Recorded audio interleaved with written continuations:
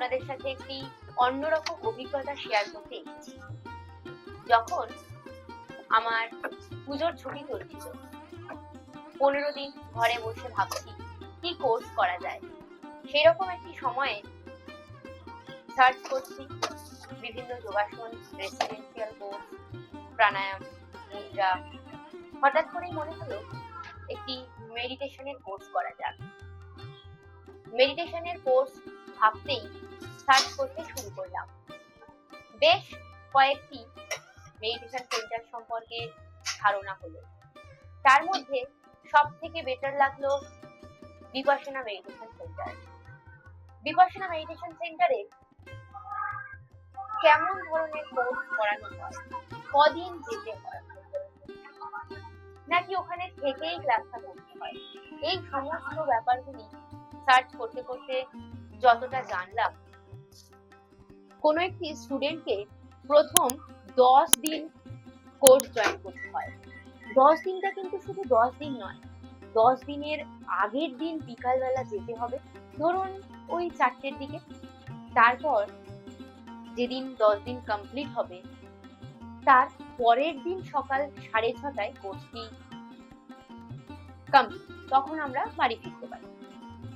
এই এত কিছু দেখে আমার মনে হলো আমার বাড়ির পাশাপাশি যদি কোথাও সেন্টার থাকে, সেখান থেকেই শুরু করা উচিত। আমি শুরু করলাম বারুইপুর মেডিটেশন সেন্টারের খোঁজ নিতে। বারুইপুর, বকুলতলা, সেখান থেকে কোচপুকুরের কাছেই আমাদের বিপাশনা মেডিটেশন সেন্টারটি রয়েছে। আমি গেলাম, একদিন ভিজিট করে আসলাম, চারপাশটা দেখে আসলাম, তারপর ফর্মটা ফিল আপ করেই ফেললাম। মোটামুটি 6 মাস আগে থেকে ফর্ম ফিল আপ করা যায়। সারা বছরে প্রচুর কোর্সের দিন থাকে, আমরা সবটাই অনলাইন ফর্ম ফিল আপ করবো, এমনটাই প্রস্তুতি নিয়ে এগোনো উচিত। ওখানে অফলাইনের কোনো ব্যবস্থা নেই। করলাম online form fill up, Vipassana meditation course, 10 দিনের জার্নি।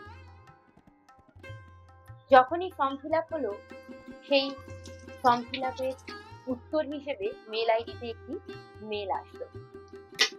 সেই মেলের কপিটি আমাদের প্রিন্ট আউট করতে হলো, যেদিন যাব সেদিন জমা দেওয়ার জন্য। আমার 1 তারিখ থেকে কোর্স ছিল। আমি 1 তারিখ বিকাল 4টের সময় ওখানে গিয়ে পৌঁছালাম।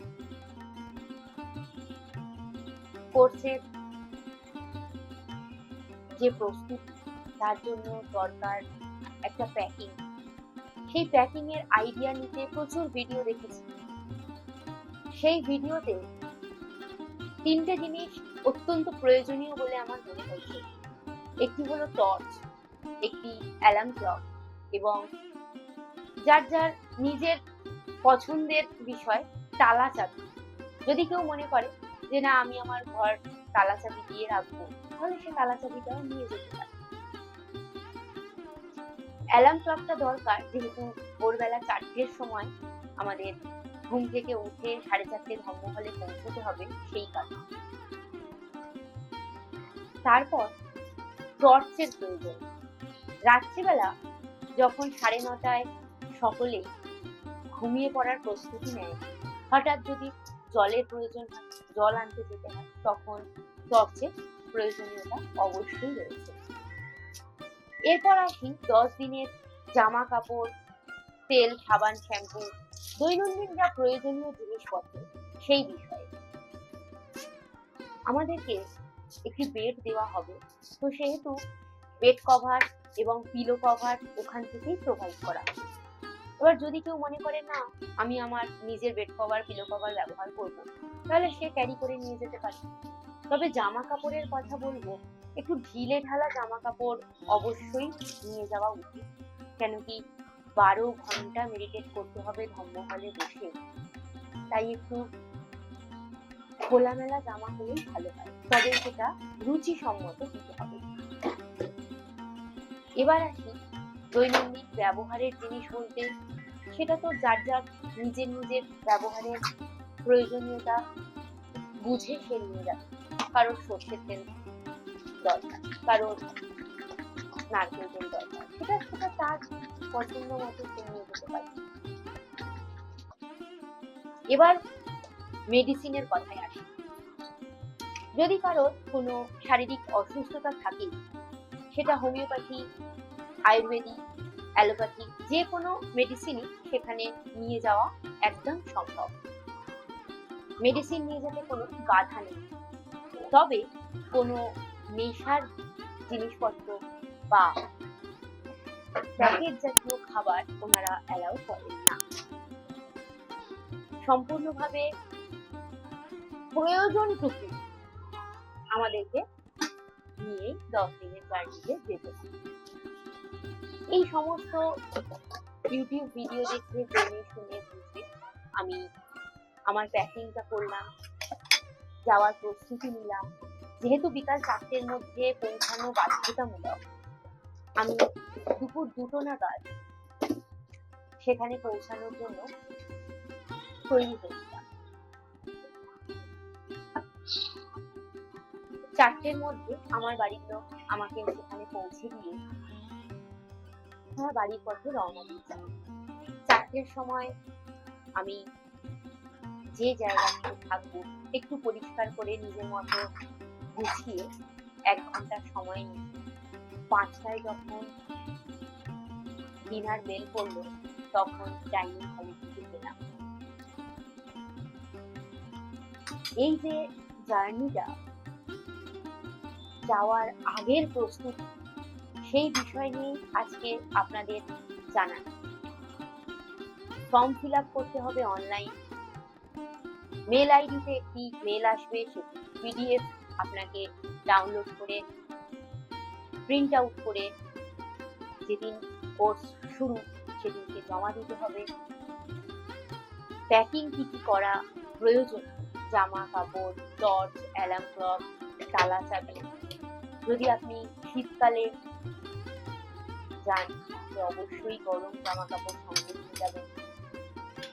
যদি বর্ষাকাল এবং গ্রীষ্মকালে যাচ্ছেন তাহলে অবশ্যই একটি ছাতা রাখার চেষ্টা করবেন, কারণ আমাদের যে মহিলা নিবাস থেকে ধম্মহলে যেতে হবে বা ধম্মহল থেকে ভোজনালয়ে যেতে হবে, ভোজনালয় থেকে আবার মহিলা নিবাসে আসতে হবে, সেই সময় যদি বৃষ্টি হয় বা কারোর যদি রোদে বেরোনোর সমস্যা থাকে, সে ছাতাটি ব্যবহার করতে পারে। ধম্মহলের বাইরে এবং মহিলা নিবাসের লবিতে অবশ্যই জলের ব্যবস্থা রয়েছে, কিন্তু আপনার নিজেকে একটি বোতল ক্যারি করতে হবে। সেই ক্ষেত্রে বোতল নিয়ে যাওয়া আবশ্যক।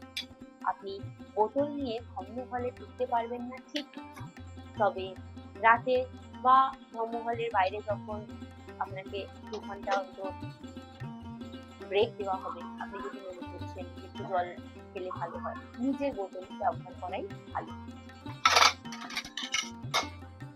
যদি আপনাদের কোনো প্রশ্ন থেকে থাকে যে বিপাশনা মেডিসিন সেন্টারে যেতে হলে আর কি কি জানালে আমার সুবিধা হয় আপনাদের জন্য, সেক্ষেত্রে কমেন্ট করতে পারেন। আমি অবশ্যই চেষ্টা করব যাওয়ার আগের প্রস্তুতিতে যদি কিছু বলার থাকে। যেহেতু এটি কোনো ধর্ম রিলেটেড নয়, সেহেতু আপনার ধর্মের কোনো কিছু, সেটা কোনো তাবিজ, কবজ, আংটি, এমন কিছু যেটি ধর্ম রিলেটেড, সেটি কিন্তু ওখানে নিয়ে যাওয়া যাবে না। এটি আরো একটি বিষয় মনে হলো আমি আপনাদের সাথে ভাগ করে নিলাম বিষয়টি। এর ছাড়াও যদি কোনো প্রশ্ন আপনার থেকে থাকে, ধরুন 10 দিন আমি কটা জামা কাপড় নিয়ে যাবো, আপনার যদি মনে হয় যে আপনি একটা জামা 2 দিন করে পরবেন, তাহলে 5টা সেট নিয়ে গেলে হলো। জামা কাপড় ধোয়া, মেলে দেওয়ার পরিবেশ রয়েছে। আপনার বিশ্রামের সময়ে আপনার ঘরের কাজকর্ম করতে হবে, তো সেহেতু সেই সময়ে যদি আপনার মনে হয় যে আমি 2টো জামা নিয়ে যাব, একটা ধুয়ে দেবো, পরের দিন পরবো, এই যে অল্টারনেট ডেট করে আমি 3টে সেট জামা কাপড় নিয়ে গেলেই আমার হয়ে যাবে, তাহলে সেটাও আপনি করতে পারেন। সম্পূর্ণটা আপনার নিজের মানসিকতার উপর ডিপেন্ড করছে। তবে আমার ব্যক্তিগত অভিমত যদি জানতে চান, তাহলে আমি বলতে পারি 5টা সেট জামা কাপড় নিয়ে যাওয়া ভালো। এর বাইরে যদি আপনার কিছু জিজ্ঞাসা থাকে, আপনি অবশ্যই কমেন্ট করতে পারেন, আমি আমার মতো করে উত্তর দেওয়ার চেষ্টা করব।